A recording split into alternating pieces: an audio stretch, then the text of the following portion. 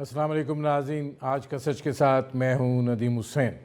America जो है अपने अगले सदर के इंतखाब के लिए आज वोट कर रहा है। ये इंतखाब जो हैं इनकी एक बड़ी गैर मामूली अहमियत है और ज़ाहिर है कि दुनिया जो है बड़े तजस्सुस के साथ इसके नताइज को देखेगी। ये एक बड़ी गैर मामूली इंतखाबी मुहिम भी थी। डोनाल्ड ट्रंप और कामिला हैरिस जो हैं ये अमरीकी तारीख़ की महंगी तरीन इंतखाबी मुहिम थी। ये मुहिम जो है अगर आप इसका तजिया करें तो ये दबाव, तनाव, सख्त जुमलों के तबादलों, वाक़यात से भरपूर एक ऐसे लगता था कि एक ड्रामाई फ़िल्म है जो चल रही है। और ज़ाहिर है कि डोनाल्ड ट्रंप के ऊपर जब फायरिंग का वाक़या हुआ तो उसको भी दहशतगर्दी करार दिया गया और ये कहा गया कि मारने की कोशिश की गई है। ज़ाहिर है अब मरहला जो है वो वोटिंग का है और उसके बाद का अमेरिका जो है क्या वो बदलेगा, क्योंकि डोनाल्ड ट्रंप ये बात कह चुके हैं कि अगर नताइज जो हैं वो उनके हक़ में ना आए तो वो उन्हें तस्लीम नहीं करेंगे। हाँ, कमला हैरिस जो हैं अगर इंतखाबात हारती हैं तो बड़े बावकार तरीके से अपनी शिकस्त को जो है वो तस्लीम करेंगी, लेकिन डोनाल्ड ट्रंप की शख्सियत जो है वो ऐसी नहीं है।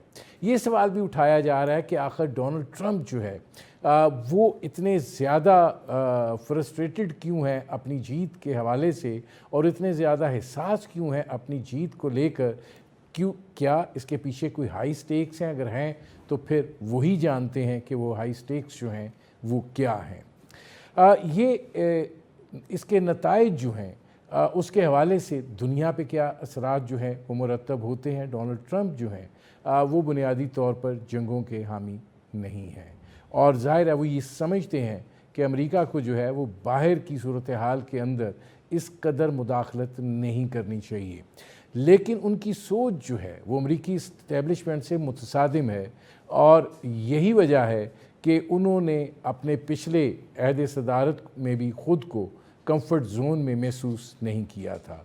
वो इस्टेब्लिशमेंट और मीडिया दोनों से जो है वो टकराते रहे। उनको जो है बिज़नेस कम्युनिटी का एक नुमाइंदा जो है वो समझा जाता है। इस वक्त जो अमेरिका के अंदर इंतखाबात हो रहे हैं बुनियादी तौर पर जो चीज़ें सामने हैं उनमें 3-4 अवामिल जो हैं वो बड़ी अहमियत के हामिल हैं। एक तो ये कि मईशत वहाँ पर जिस तरीके से सूरत हाल है और महंगाई की सूरत हाल है, आम अमरीकी जो है वो उससे परेशान है। फिर तरकीन वतन का जो मामला है उसके ऊपर भी डोनाल्ड ट्रंप का एक मौक़िफ़ है, जबकि कमला हैरिस का मौक़िफ़ उसके बरक्स है। इसी तरीके से टैक्सेशन के मामलात हैं, तिजारत है। पिछली दफ़ा जब डोनाल्ड ट्रंप सदर बने थे तो उन्होंने टैक्सेशन का एक ऐसा ढांचा मुतारिफ़ कराया था कि जिससे उनकी तरह के जो बड़े बिज़नेसमैन हैं उनको फ़ायदा पहुंचा था। अब भी वो इसी सूरत हाल की तरफ जाना चाहते हैं, जबकि कामिला हैरिस जो हैं वो एक स्ट्रक्चरल चेंज जो है वो लाना चाहती हैं ताकि उसके नताइज जो हैं वो आम आदमी तक पहुँचे और उसके समराज से जो है वो मुस्तफ़ीद हो सके। ख़ारजा पॉलिसी के हवाले से हम पाकिस्तान के हवाले से भी देखते हैं कि कोई भी जीते, क्या इस वक्त पाकिस्तान जो है वो अमेरिका के उस पॉलिसी फ्रेमवर्क के अंदर कितनी अहमियत का हामिल है। दूसरी चीज़ ये है कि दुनिया के अंदर इस वक्त जो हालात चल रहे हैं ख़ास तौर पर मशरिक़ वस्ता के हवाले से उसके ऊपर कामिला हैरिस का एक और मौक़िफ़ है। डोनाल्ड ट्रंप जंग के ख़ात्मे के हामी हैं और ये सारा सिलसिला जो है ज़ाहिर है कि मुतासिर तो करेगा, लेकिन अमरीकी जो हैं जब वो वोट डालने की उसमें आते हैं तो वो बुनियादी तौर के ऊपर अपने अंदरूनी मामलात जो हैं उसको अहमियत देते हैं और जिससे वो बराह रास्त मुतासिर भी होते हैं और जिससे वो फ़ायदा भी उठाते हैं। इस सूरत हाल को मद्देनज़र रखते हुए ये इंतखाबात जो हैं ये अपने अंदर एक बड़ी दिलचस्पी का अंसर लिए हुए हैं और क्या अमेरिका जो है वो इसके बाद इस्तेहकाम की तरफ जाएगा और अगर डोनाल्ड ट्रंप जो हैं वो हारते हैं तो क्या फिर सूरत हाल जो है वो पैदा होगी। अमूमी तौर पर अमेरिका में इंतखाबात जो हैं वो बड़े पुरअमन माहौल में होते हैं और वहाँ पे जो सूरत हाल होती है वो बड़ी ऑर्गेनाइज्ड होती है और बड़े तरीके सलीके से होती है, लेकिन चूँकि डोनाल्ड ट्रंप का अपना एक मिजाज है, इस दफ़ा सिक्योरिटी के बड़े सख्त इंतज़ामात जो हैं वो किए गए हैं। तकरीबन 7.5 करोड़ अमरीकी जो हैं वो पहले ही वोट डाल चुके हैं और अब ये जो सिलसिला है ये अब आज होने जा रहा है। एक बात और भी अहमियत की हामिल है कि दोनों उम्मीदवारों ने जो स्विंग स्टेट्स है उनको अपना मरकज़ बनाया अपनी इंतखाबी मुहिम का, क्योंकि वो उसकी अहमियत से भी वाकिफ़ हैं और उसकी हिसासियत से भी वाकिफ़ हैं। और ज़ाहिर है कि अमेरिका जो है दोनों सूरतों में क्या ये तब्दील होने जा रहा है या तसलसल बरकरार रहेगा, ये तो इंतखाबी नताइज के बाद ही वाज़ह होगा। लेकिन असरात क्या होंगे, हालात और वाक़यात क्या हैं, इसके ऊपर बात करेंगे। नाज़रीन, वक्त हुआ है एक मुख्तसर से कमर्शियल ब्रेक का। ब्रेक से जब वापस आएंगे तो इस सूरत हाल पर बात करेंगे और हमारे साथ मौजूद होंगे पाकिस्तान के साबिक़ वज़ीर ख़ारजा खुर्शीद महमूद। Welcome back. कसूरी साहब, ये फरमाइएगा कि डेमोक्रेट की कमला हैरिस या रिपब्लिकन के डोनाल्ड ट्रंप, आप तसलसल देख रहे हैं कि तब्दीली आते हुए देख रहे हैं? देखें, जहाँ तक इन दोनों का फ़र्क है तो ज़मीन आसमान का फ़र्क है आपस में। इनकी पॉलिसीज़ ख़ास तौर पे अमेरिका के अंदरूनी मामलात में और टैक्सेशन के मामलात में बहुत मुख्तलिफ है। इनकी approach to human rights, to civil liberties, वो बहुत मुख्तलिफ है। लेकिन जहाँ तक बैनुल अक़वामी मामलात का ताल्लुक़ है अमेरिका के दुनिया के दीगर ममालिक से, उसमें रेटरिक में, लैंग्वेज में तो फ़र्क आ सकता है, लेकिन मसलन अगर आप इंडिविजुअल्स देख लें जो आज का मेन इशूज़ हैं, कई जगह पे फ़र्क है और कई पे नहीं है। मसलन जो सबसे बड़ा फ़र्क आएगा इन दोनों में वो है यूक्रेन पे। यूक्रेन के ऊपर प्रेसिडेंट अगर ट्रंप इलेक्ट हो जाते हैं तो उनकी प्रेसिडेंट पुतिन से रेपुटेशन भी है कि बड़े अच्छे ताल्लुकात हैं। उसके अलावा उन्होंने कई मरतबा कहा है कि यूक्रेन की सपोर्ट जो अमेरिका जारी रखे हुए उसको नहीं करनी चाहिए। ऐन मुमकिन है कि अगर वो सदर इलेक्ट हुए तो वो कोशिश करें कि मामला जल्द अज जल्द हल कराएं और वो एज इज़ वेयर इज़, यानी कि जो ग्राउंड सिचुएशन है फ्रीज़ कर दें कि रूस ने जो अभी तक एरियाज़ उसकी ऑक्यूपेशन में हैं ईस्टर्न यूक्रेन या दोनबास रीजन में, वो रूस के पास रहें। और इसी तरह क्राइमिया की कहानी वैसे ही ख़त्म हुई है, वो भी ख़त्म हो जाए। लेकिन अगर कमला हैरिस जीतती हैं तो बिल्कुल ये पॉलिसी नहीं होगी। वो पॉलिसी ये होगी कि मौजूदा है जो नेटो को, यूरोप को ऑर्गेनाइज़ करने की कोशिश कर रहे हैं। हालांकि यूरोप में ख़ुद डिफरेंसेस हो रहे हैं, फ्रांस में, इटली में और कुछ और ममालिक जो हैं यूरोप के। लेकिन कमला हैरिस जो है वो अमेरिकन पॉलिसी में तब्दीली नहीं लाएंगी, कम अज़ कम इस वक्त ऐसा नहीं लग रहा। तो इसलिए सबसे बड़ा फ़र्क तो वहाँ आएगा। दूसरा, मिडल ईस्ट का इशू बहुत बड़ा आजकल। मिडल ईस्ट में जो है दोनों ही बस बेइंतहा प्रो इज़राइल है, जो दोनों पार्टीज़ हैं, चाहे वो रिपब्लिकन्स और डेमोक्रेट्स हो। इनकी जो लीडरशिप है वो तो ऐसे लगता है मरहून मिन्नत है। इज़राइली लॉबी जो है अमेरिका में उसकी, इनके फाइनेंसेस, इनकी न्यूज़ कवरेज, इनकी जो सपोर्ट है वो बहुत हद तक जो इज़राइली लॉबी है वो उसको इन्फ्लुएंस करती है। इसलिए जो लीडरशिप है इन दोनों पार्टीज़ की वो तो हिल नहीं सकती। और हैरानी की बात है कि जो बॉब वुडवर्ड की अभी किताब आई है उसमें उन्होंने जिक्र किया है कि प्राइवेट कॉन्वर्सेशन में प्रेसिडेंट बाइडन मुगल्ला ज़ात गालियां देते हैं इसको नेतन्याहू को कि कोई सुनता नहीं बात, ना कोई सीज़ फायर पर मानता है। लेकिन हैरानी की ये बात है कि उसकी मदद फिर भी जारी है। ये जो उनको हथियार सप्लाई किए जा रहे हैं अमेरिका, बावजूद इसके कि आपस में इख्तलाफ है, लेकिन क्यों कि डर यह है कि अगर इजरायली लॉबी नाराज़ हुई तो ये जो अगले इलेक्शन आ रहे हैं, जो आज हो रहे हैं, इसमें डेमोक्रेट्स को नुकसान होगा। तो इसलिए, लेकिन नई नस्ल अमेरिका में उसने दिखाया है कि वो पाबंद नहीं है पुरानी अपनी जो नस्ल है उसके ऊपर। और वो अच्छे खासे डेमोन्स्ट्रेशन हुए हैं जेनोसाइड के ख़िलाफ़ जो वहाँ फ़लस्तीनियों की जा रही है, और वहाँ प्रो ये जो फ़लस्तीन डेमोन्स्ट्रेशन भी उनके हक़ में भी हुए हैं। तो लेकिन कमला हैरिस जो हैं उनमें एक फ़र्क ज़रूर है, वो ये है कि अगर वो जीत जाती हैं तो वो टू स्टेट सोल्यूशन की ज़्यादा खुल के बात करेंगी। ट्रंप बात तो शायद कम करें, लेकिन उनके लिए भी एक प्रॉब्लम होगा ट्रंप के लिए कि अगर वो चाहते हैं कि जो ऑयल रिच कंट्रीज़ हैं, और वो देखा है आपके दौलत के, वो काफ़ी दौलतमंद मुल्कों के वो काफ़ी पीर हैं, मतलब उनके आगे फिरते रहते हैं। प्रेसिडेंट ट्रंप जो हैं वो उनकी बहुत अहमियत देते हैं। तो सब अगर वो चाहते हैं कि सऊदी अरब और ये जो यूएई और कतर वगैरह जो हैं ये उनके साथ खुले दिल से आएँ, तो उनको इस पॉलिसी में जो सपोर्ट है करंट, उसमें तब्दीली लानी पड़ेगी। वो अभी तो नहीं वो बोलेंगे, लेकिन बाद में वो मुझे उसको करेंगे। लग अच्छा, ये रहा है इसमें कि खुर्शीद एक तो कसूरी उनके साहब, दामाद हैं वो खुद। जी खुर्शीद कसूरी साहब, इसमें ये फरमाइएगा कि मैं ज़रा इस हवाले से भी बात कर लूँ, चूँकि बड़ा इंटरेस्ट हमारे यहाँ भी डेवलप हो रहा है। ये भी कहा गया एक ख़ास पार्टी की जानिब से कि ट्रंप आएंगे तो बस उनके जो लीडर हैं वो बाहर आ जाएंगे। मतलब पाकिस्तान इस वक्त दोनों जो लीडर हैं उनकी जो भी पॉलिसी फ्रेमवर्क होगा कहाँ एग्जिस्ट कर रहा है या करेगा? देखिए, जितनी बातें हैं ये डिपेंड करती हैं किसी मुल्क का किसी दूसरे मुल्क में कितना इंटरेस्ट है। एक ज़माना ये था कि पाकिस्तान उनका दहाइयों तक कलीदी एलाई था, पहले कोल्ड वॉर में, फिर अफ़गानिस्तान में। तो उसमें तो अमेरिका का बहुत इन्फ्लुएंस था। अगर भारत अमेरिका की थोड़ी बहुत टेंशन होती थी तो भागे भागे अमेरिका के वज़ीर आया करते थे, सेक्रेटरी ऑफ स्टेट इंटरफियर किया करते थे। आपको याद है गेट्स मिशन था, हाँ। वो यहाँ आया था, रॉबर्ट गेट्स का मिशन आया मिशन था आया था। जब पाकिस्तान इंडिया के ताल्लुकात में कुछ गर्मा गर्मी ज़्यादा हो गई थी। अच्छा, ये इस चीज़ की अक्कासी थी कि पाकिस्तान उनका एक कलीदी एलाई था और हिंदुस्तान एक बहुत अहम उनका साथी था।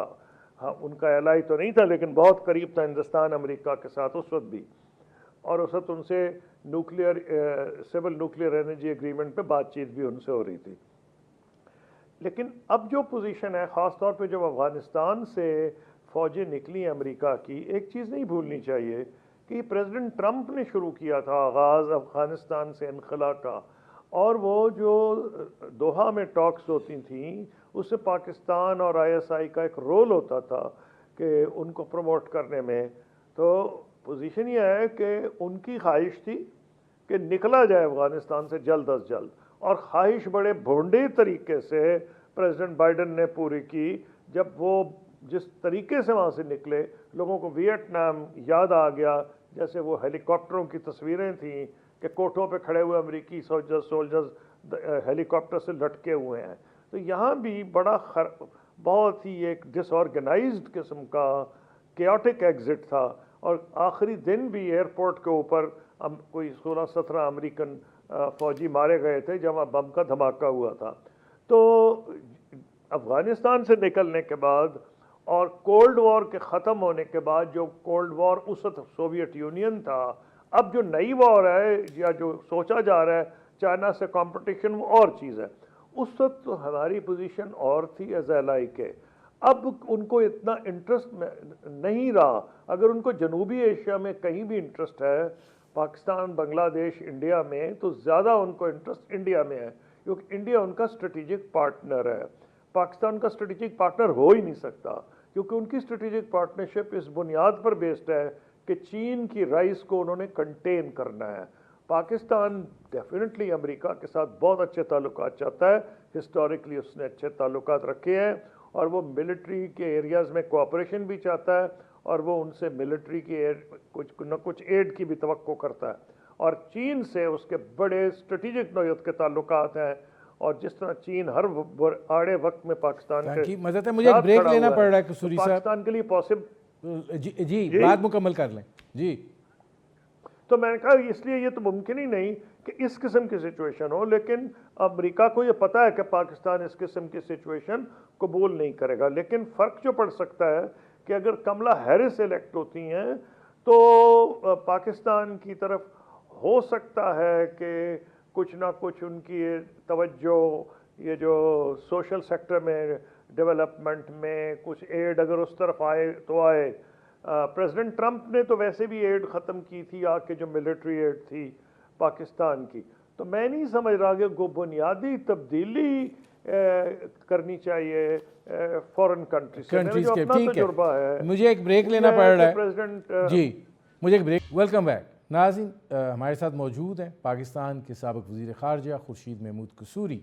उनसे हमारी गुफ्तगू जारी है। कसूरी साहब, अब आते हैं ज़रा इस सूरत हाल पर कि जब मैंने तब्दीली की बात की थी तो डोनाल्ड ट्रंप ने कहा कि वो इलेक्शन के नताइज उनके हक़ में ना आए तो उसको तस्लीम नहीं करेंगे।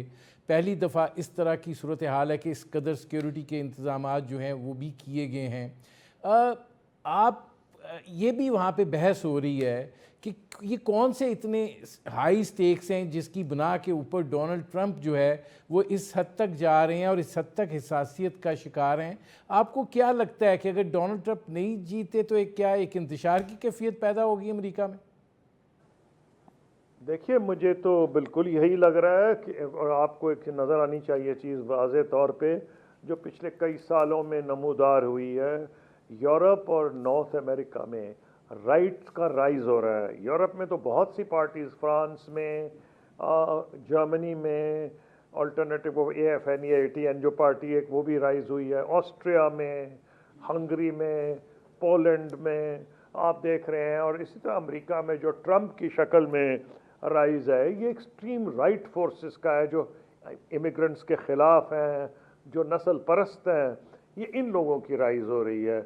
ये होता है ऐसे एरिया और दौर में जब इकोनॉमिक कंडीशंस ख़राब हो रही हों। ये जो इकोनॉमिक कंडीशंस आई हैं, ग्लोबलाइजेशन के दौर में अमेरिका की राइज थी, लेकिन 2008 के फाइनेंशियल क्राइसिस के बाद और मामलात जो है वो नॉर्मल नहीं हुए। उसके बाद जो रास कसर थी वो पूरी कर दी कोरोना वायरस के 2-3 सालों ने। उसके नतीजे में जो कोशिश की गई इकोनॉमी को बूस्ट करने की, वो पाकिस्तान भी उसमें शामिल है कि इजी लो इंटरेस्ट लोन्स पे कर्जे दिए गए इकोनॉमी को चलते रहने के लिए। तो उसकी वजह से इन्फ्लेशन होगी सारी दुनिया में, और पाकिस्तान भी उसका शिकार हुआ, अमेरिका भी हो गया, यूरोप भी हो गया। तो अब उसके नतीजे में हुआ ये कि जो राइज ऑफ द राइट है वो बढ़ गया है।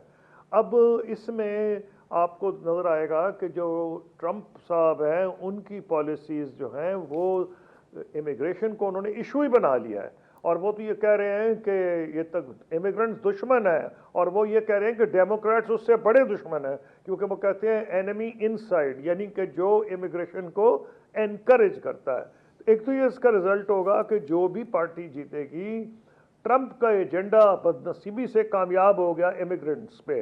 पर डेमोक्रेटिक पार्टी इतनी घबरा गई है ट्रंप की राइज से कि जो अपनी उसकी लिबरल ह्यूमनिस्टिक वैल्यूज़ थी उनको वो आहिस्ता आहिस्ता पीछे छोड़ रही है, क्योंकि उसने अमेरिकन वोटर का दिल जीतना है। और अमेरिकन वोटर जो वाइट एंग्लो सैक्सन प्रोटेस्टेंट के अलावा जो दूसरे हैं, चाहे वो आयरिश हो, जो कि ये जो एवेंजलिस्ट क्रिश्चियंस हैं, वो भी उनकी सपोर्ट जो चाहिए, तो राइट विंग को उसमें एडवांटेज है। मैं ये नहीं कह रहा कि इसका मतलब ये है कि प्रेसिडेंट ट्रंप डेफिनेटली जीत जाएंगे। इलेक्शन प्रिडिक्ट करना बड़ा मुश्किल है कि क्या होगा। तो आपने पूछा था, मैं कहता फर्क आएगा इंटरनल पॉलिसीज में, तो बहुत आएगा। उसका एक्सटर्नल डायमेंशन भी है, क्योंकि उसका अमेरिका होगा। अच्छा, इसमें पावर है, जो अमेरिका में इंटरनल पॉलिसीज होती हैं उसका असर पड़ जाता है उसके ऊपर। अच्छा, पाकिस्तान जैसे ममालिक पे मुझे ज्यादा तबदीली होती नजर नहीं आ रही। अच्छा, इसमें कसूरी साहब ये फरमाइएगा कि इस वक्त जो सूरत हाल है, माजी में भी हमने देखा था जब डोनाल्ड ट्रंप प्रेसिडेंट बने थे तो इस्टेब्लिशमेंट के साथ उनका टकराव रहा, मीडिया के साथ उनका बड़ा सींग अटके रहे। अब जो सूरत हाल है इसमें आपको क्या लगता है, क्योंकि इस्टेब्लिशमेंट जो है वो यूक्रेन और मशरक़ वस्ता की सूरत हाल को एक नज़र से देख रही है, ट्रंप जो है वो उसके पैरेलली चलते हैं, तो क्या अगर वो सदर बनते हैं तो फिर क्या सूरत हाल होगी? देखिए ना जी, लास्ट अमेरिकन प्रेसिडेंट का जो एंटी एस्टेब्लिशमेंट समझे जाते थे वो प्रेसिडेंट कैनेडी थे। अब मैं ज़्यादा उस पर कमेंट नहीं करना चाहता, उन बेचारे का हशर क्या हुआ था। अब मुझे नहीं पता कि ये इस किस्म का हशर खुदा ना करे किसी के साथ हो, लेकिन यह है कि एंटी एस्टेब्लिशमेंट तो अगर पहली बात की तो प्रेसिडेंट आइजनहावर ने की थी। प्रेसिडेंट आइजनहावर ने अमेरिकन कौम को डराया था मिलिट्री इंडस्ट्रियल कॉम्प्लेक्स के से, उनका ये इकट्ठे हो जाएं तो अमेरिकन सिटीजन्स के जो राइट्स हैं वो ख़तरे में पड़ जाते हैं। लेकिन ये जो एस्टेब्लिशमेंट है वो वाकई इनकी पॉलिसीज़ से खाइफ है, और उनकी ख्वाहिश तो नहीं होगी कि ये जीते, लेकिन अगर तो 19-20 की कहानी हुई तो फिर तो मुझे लग रहा है कि फिर वही कहानी होगी, डिस्प्यूटेड रिजल्ट होगा। अगर ट्रंप स्वीप कर गए या कमला हैरिस स्वीप कर गई तो फिर अमेरिकन कौम शायद उस किस्म के खलफशार से बच जाए। लेकिन इलेक्शन क्लोज हुआ तो ट्रंप ने तो डिफीट माननी नहीं, वो ऑलरेडी कह रहे हैं कि पेंसिल्वेनिया में धांधली शुरू हो गई है। एक इसका और बड़ा नुकसान होगा, जो जमहूरी ममालिक है दुनिया में, अगर अमेरिका में भी इलेक्शन रिजल्ट एक्सेप्ट नहीं होते और हिंदुस्तान में कांग्रेस पार्टी ने यह कहना शुरू कर दिया कि हम जो स्टेट इलेक्शंस में हमें हराया गया है, और जो नेशनल इलेक्शन में वो कह रहे हैं कि वो जो इलेक्ट्रल मशीन थी उनकी टेम्परिंग हुई है, ये उन्होंने चार्जेस लगाए हैं। और उन्होंने कहा हम इलेक्शन कमीशन के खिलाफ भी, हालांकि वहाँ इतना शोर नहीं मचा जितना पाकिस्तान में मचा है, लेकिन वहाँ भी अगर इलेक्शन रिजल्ट हर दफ़ा आप चैलेंज ही होंगे तो ये एक बड़ी ख़तरनाक बात है। और ये अगर प्रेसिडेंट ट्रंप के मुमकिन डिफीट में अगर ये हो गया, मुमकिन मतलब अगर पॉसिबल डिफीट उनकी हुई और उन्होंने एक्सेप्ट ना किया तो डेफिनेटली बहुत टेंशन बढ़ेगी, क्योंकि उन्होंने, ये दौर है सोशल मीडिया का। सोशल मीडिया एक हद तक तो एक आम आदमी को एम्पावर करता है, लेकिन उसकी जो नुकसान होता है वो ये है कि कौमें बट गई हैं, डिवाइड हो गई हैं, कोई मिडिल ग्राउंड नहीं रहा। लोग तो सुनते ही उसको हैं जो उनकी बात कर रहा हो, दूसरी को तो सुनना भी पसंद नहीं करते, बल्कि दुश्मन समझने लगते हैं एक मुख्तलिफ राय को। तो लोग बट रहे हैं। अमेरिका भी उसका शिकार है, आपने देखा हिंदुस्तान भी उसका शिकार था। किसी मोदी ने तो ये बुनियाद पर इलेक्शन जीते हैं, लेकिन अब उन्होंने वो सारा सिलसिला जो है, कसूरी साहब, मोदी ने तो फौज के हवाले कर दिया और सोशल मीडिया जो है अभी एक्टिव भी हो गया है ट्रंप के लिए इन इलेक्शंस के हवाले से, दोनों तरफ ही लगे हुए हैं जो हो रहा है। लेकिन आप क्या समझते हैं, बड़ा क्लोज जो पोल्स आ रहे हैं वो क्लोज हैं, और ये ऐसे दिखाई देता है कि एक एज जो है वो कमला हैरिस को दी जा रही है ट्रंप के ऊपर। एक शायद, क्या आपको लगता है कि एक माइंडसेट तैयार करने की कोशिश है, एक इम्प्रेशन बनाने की कोशिश है? लग ऐसे रहा है। उसकी वजह है कि जो कई रिपोर्ट्स जो आ रही हैं उसमें जो स्विंग स्टेट्स हैं उसमें तो ये कहा जा रहा था कि प्रेसिडेंट ट्रंप जो हैं वो लीड कर रहे हैं, लेकिन जो ओपिनियन पोल्स आप दुनिया में छप रहे हैं उसमें एज उनको दी जाए। इसीलिए आज बड़े गुस्से में प्रेसिडेंट ट्रंप ने, पता नहीं आपने पढ़ा या नहीं, उन्होंने कहा जर्नलिस्ट शुड बी शॉट। हाँ, नहीं, ये रौनक वो लगाते रहे हैं माजी में भी। जी, मैंने कहा ये रौनक वो माजी में भी लगाते रहे। हाँ, उन्होंने कहा जर्नलिस्ट शुड बी शॉट, क्योंकि उनको इस बात का बड़ा गुस्सा है कि जो कुछ चैनल्स जो हैं वो यही बता रहे हैं कि कमला हैरिस आगे है, तो उनको यही लग रहा है कि ये ग्राउंड प्रिपेयर की जा रही है। लेकिन इसमें मैं तो इससे ज़्यादा कुछ मजीद कमेंट नहीं कर सकता। अच्छा, मेरे पास आखिरी 2 मिनट हैं कसूरी साहब, आप बड़ी मज़े की ये सूरत हाल रही है, फरमाइए आपकी क्या अपनी असेसमेंट क्या है? नहीं, असेसमेंट मैं कैसे दे सकता हूँ? All information, when I was foreign minister I used to say कि जी power is based on information. लोग कहते थे फौज जो है वो फॉरेन पॉलिसी बनाती है, बड़ा एक आम किस्म का क्रिटिसिज्म था। इसमें कोई शक ही नहीं कि जिन ममालिक में बॉर्डर्स पे गड़बड़ होती है वहाँ फौज का रोल, चाहे अमेरिका हो, पाकिस्तान हो, इंडिया हो, बढ़ जाता है। लेकिन जो एक इम्पॉर्टेंट एलिमेंट है वो है इंफॉर्मेशन। जो फॉरेन ऑफिस के पास सुबह 9 बजे पाकिस्तान में इंफॉर्मेशन फॉरेन मिनिस्टर और फॉरेन सेक्रेटरी के पास होती है, दुनिया में किसी के पास नहीं, पाकिस्तान में किसी के पास नहीं होती, क्योंकि हमें ट्रेंड लोग रिपोर्ट कर रहे होते हैं मेन वर्ल्ड कैपिटल से। क्योंकि इंफॉर्मेशन ही मेरे पास नहीं है, मैं बड़ा ट्रेंड हूँ इस चीज़ में। ये जो मैं सुनता रहता हूँ ना, मैं बिलीव ही कुछ नहीं करता, क्योंकि आजकल सोशल मीडिया इतना झूठ बोलता है। वो अगर एक साइड पे है तो एक कहानी सुना रहा है, दूसरी साइड पे दूसरा सुना रहा है। अच्छा, इसको इस तरह ले लेते हैं कसूरी साहब, आखिरी मिनट है, ये फरमा दीजिए कि अगर ट्रंप जीतते हैं तो फिर भी आप अमेरिका के अंदर एक अदम तवाज़ुन देखते हैं, और अगर कमला हैरिस देखते हैं तो फिर आप इंतशार देखते हैं, यानी दोनों सूरतों में मसला है? देखें, एक चीज़ क्लियर है कि कौम डिवाइड है अमेरिका में। ये हम कई अक़वाम में देख रहे हैं, दुनिया में आजकल नज़र आ रहा है, यूरोप में नज़र आ रहा है, जनूबी एशिया में नज़र आ रहा है कि कौमें डिवाइड हो चुकी हैं। उसका एक, जिसको कहते हैं एको चेम्बर में हम रहते हैं, दूसरे की बात सुनना चाहते भी नहीं और सुनते भी नहीं हैं। इससे वही हुआ, एक ज़माने में हम जब अखबार पढ़ते थे तो हम ये देखते थे कि इसको लिखने वाला कौन है, क्या ये बैलेंस्ड आदमी है, क्या ये दोनों पॉइंट्स ऑफ व्यू देगा। अब तो होता ही नहीं है। इसलिए ये कहना कि जी मुझे क्या नज़र आ रहा है या नहीं नज़र आ रहा, मुझे तो यही नज़र आ रहा है कि अमेरिकन कौम बुरी तरह डिवाइडेड है। ये जमहूरियत के लिए अच्छी बात नहीं है और ये इसके असरात दुनिया में भी पड़ेंगे। लेकिन बहरहाल जो सिचुएशन है वो तो अमेरिकन वोटर ने फैसला करना है कि वो क्या है। लैंडस्लाइड ना हो गया वन साइड दी अदर, तो फिर इलेक्शन कंटेस्टेड होगा। बहुत शुक्रिया खुर्शीद महमूद कसूरी साहब। नाज़रीन, ये थे पाकिस्तान के साबिक़ वज़ीर ख़ारजा खुर्शीद महमूद कसूरी। उनकी आपने गुफ्तगू सुनी। अब तक के लिए इतना ही, इजाज़त दीजिए। अल्लाह हाफ़िज़।